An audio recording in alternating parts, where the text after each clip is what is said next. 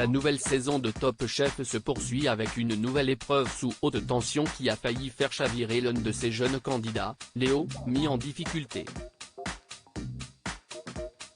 Une saison sous haute tension. Avec ses temps de préparation imposés et le stress à son niveau maximum, la saison 2023 de Top Chef est sans conteste l'une des éditions les plus exigeantes. Certains candidats ont ainsi du mal à faire face à la pression. La plus émotive est sans aucun doute Bérengère Fagard, ce qui ne signifie pas pour autant que les autres participants ne le sont pas. Top Chef 2023, Léo, un candidat d'une grande sensibilité. Léo brille dans la plupart des épreuves, mais dès qu'il fait face à un défi plus corsé qui l'éloigne de sa zone de confort, le candidat a du mal à se motiver.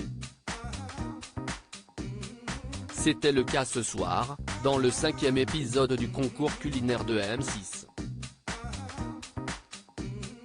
Derrière ce jeune homme de 27 ans, qui se décrit comme amateur de second degré et de taquinerie, se cache un grand sensible. Celui qui a vécu dans une famille nombreuse de 11 enfants donne des cours de cuisine en région parisienne, et s'est donné pour objectif de repousser ses limites. Dans l'épreuve éliminatoire de ce soir, Léo décide ainsi de revisiter un plat anglais qu'il adore, des ribs entourées d'une fine pâte feuilletée. Problème, la garniture ne rentre pas à l'intérieur, et la pâte se brise inéluctablement. Très agacé par la situation, Léo craque: « J'arrive pas à le façonner, j'arrive pas à avoir le truc que je veux », lance-t-il, jetant de rage le torchon qu'il utilise. « Je suis dans le téléphérique et il est en panne, ça n'avance pas. Ça me saoule, j'ai plutôt envie de me barrer.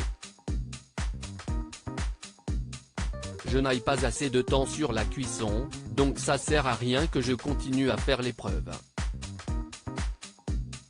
Je me sens terriblement seul », Léo craque dans Top Chef 2023. Décontenancé par la situation, Léo ne peut retenir ses larmes aux côtés de son chef de brigade. « Ça me rend malade, si est-il minable de pas faire le truc que je voulais faire, si est-il pas à la hauteur du concours, si est-il pas à la hauteur du chef, j'ai fait de la merde. »